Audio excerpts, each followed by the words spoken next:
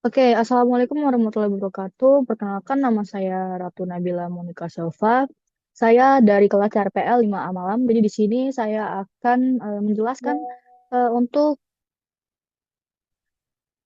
teori di minggu ke-6, yaitu dengan berjudul prototyping. Di sini ada beberapa eksiar yang akan saya jelaskan hari ini. Dan mari kita lanjut ke slide berikutnya. Oke, di sini saya akan menjelaskan terlebih dahulu apa sih prototyping itu. Jadi prototyping ini merupakan proses penting dalam pengembangan produk atau layanan yang melibatkan perbuatan versi awal atau model kerja dari suatu ide yang menguji dan memvalidasi konsep sebelum pengembangan yang penuh. Namun di sini saya mau jelaskan prototyping itu tidak hanya berhenti di situ. Setelah prototipe selesai, kita melakukan pengujian untuk melihat bagaimana suatu solusi ini berfungsi dengan kondisi yang nyata. Di sini tahap feedback museum itu berperan sangat penting. Dengan mendapatkan umpan balik dari berbagai pihak yang terlibat, kita dapat mengetahui apa yang bekerja dengan baik, apa yang tidak, dan bagaimana solusinya bisa lebih efektif. Berdasarkan feedback ini, kita dapat melakukan literasi atau perbaikan pada prototipe kita. Lanjut ke definisi masalah. Pada tahap awal proses prototyping, kita harus mendefinisikan masalah yang ingin diatasi.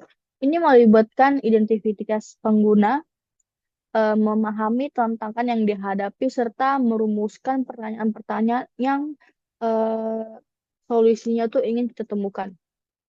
Sebagai contoh, jika kita bekerja dengan sebuah museum yang kesulitan dalam menarik minat pengunjung muda, masalah utamanya adalah rendahnya keterlibatan mereka. Untuk itu kita harus tahu memahami kebutuhan dan preferensi pengunjung muda, seperti bagaimana mereka ingin berinteraksi dengan pameran, teknologi apa yang mereka gunakan, dan apa yang menjadi eh, apa yang akan menjadi dan dapat menarik minat mereka. Dari sini kita bisa merumuskan satu pertanyaan, bagaimana museum dapat meningkatkan interaksi dan pengalaman pengunjung muda. Pertanyaan inilah yang ingin kita pandu dalam proses prototyping agar solusi yang ingin dihasilkan itu relevan dan efektif dalam menyelesaikan masalah yang sudah terdefinisi dengan jelas. Yang ketiga, sorry, slide selanjutnya. Di sini kita ada feedback dari museum. Ada beberapa cara efektif yang untuk mengumpulkan feedback museum tersebut. Yang pertama, kita bisa melakukan uji coba prototipe, yang dimana itu tuh menampilkan prototipe kepada calon pengguna dan meminta mereka untuk mencobanya secara langsung. Ini memberi kita suatu wawasan secara langsung mengenai bagaimana sih pengguna itu berinteraksi dengan prototipe itu. Yang kedua, kita bisa melakukan wawancara, di mana metode ini adalah metode yang efektif, di mana kita bisa berbicara langsung dengan pengunjung museum, kurator, dan juga pakar terkait untuk mendapatkan masukan dalam tentang pengalaman dan harapan mereka. Yang ketiga, kita juga ada menggunakan kuesioner, di mana untuk menurut saya sendiri itu tuh suatu metode yang lebih efektif, di mana kita juga mungkin beberapa dari kita mungkin mengalami kesulitan dalam untuk mewawancarai pengunjung yang dimana belum lagi mereka tidak mau untuk diwawancara, sulit untuk mencari eh, pengunjung-pengunjung yang ingin diwawancara. Dengan dengan metode ini kita dapat mencari tahu apa sih kebutuhan mereka secara tertulis dalam kuesioner tersebut. Dan terakhir kita bisa mengadakan diskusi kelompok, di mana beberapa calon pengguna, pakar, dan orang-orang yang berkait itu tuh bisa berkumpul dan membahas konsep dan desain prototipe secara bersama-sama, sehingga kita mendapat berbagai informasi dari sudut pandang yang berbeda-beda.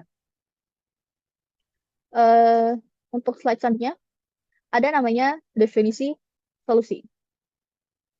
Mungkin setelah kita memahami masalah dan mendapatkan feedback yang cukup dari calon pengguna, langkah selanjutnya adalah kita tuh mendefinisikan suatu solusi, di mana pada tahap ini tuh kita ingin merumuskan ide-ide kreatif lalu menyaring dan memilih solusi yang paling potensial untuk dikembangkan lebih lanjut. Sebagai contohnya tuh jika masalah yang kita identifikasi itu adalah bagaimana menarik minat pengunjung muda ke museum. Salah satu solusinya bisa berupa mengembangkan suatu aplikasi yang memungkinkan mereka menjelajahi museum dengan cara yang lebih menarik. Konsep awal dari aplikasi ini dapat mencakup fitur-fitur seperti informasi tentang artefak yang ditampilkan secara interaktif, permainan yang edukatif, serta adanya teknologi AR atau bisa disebut augmented reality yang memberikan pengalaman imersif kepada pengguna. Dengan AR ini pengunjung museum itu bisa eh, lebih wow dengan eh, pengalaman mereka ke museum yang memiliki suatu konsep yang 3D dan mungkin bisa juga menarik perhatian para pengunjung muda yang ingin mencari tahu AR tersebut. Selanjutnya kita ada prototipe. Oke, untuk prototipe sendiri adalah versi awal dari solusi yang kita kembangkan baik itu berupa model fisik, model digital atau kombinasi keduanya. Oke, sebagai contoh ya untuk prototipe kita ini kita bisa buat aplikasi itu yang sudah saya jelaskan sebelumnya dengan menampilkan desain-desain antar pengguna, fitur-fitur utama dan juga beberapa konten-konten yang mungkin edukatif. Apa sih tujuan dari prototipe itu sendiri? Tujuan dari prototipe itu sendiri adalah untuk menguji kemudahan pengguna, memastikan bahwa pengguna dengan mudah menavigasi aplikasi dan memahami fitur-fitur lainnya. Selain itu, kita juga akan menguji tingkat kreativitas dan interaktivitas untuk aplikasi ini, memastikan bahwa fitur-fitur yang ditawarkan itu juga dapat menarik para perhatian pengguna. Kita juga akan mengukur nilai edukatif aplikasi ini dengan memastikan bahwa aplikasi ini tuh tidak hanya menghibur, tetapi juga dia akan memberikan suatu edukasi kepada para penggunanya. Untuk yang terakhir, itu adalah pengujian dan juga feedback.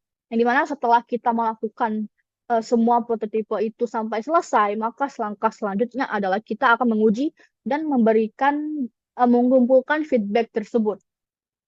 Di mana pada tahap ini tuh kita melibatkan beberapa calon pengguna, pakar, serta tim pengembang untuk melakukan pengujian. Di mana tujuan dari pengujian itu memastikan bahwa prototipe yang kita kembangkan itu sesuai dengan kebutuhan pengguna serta berfungsi dengan baik.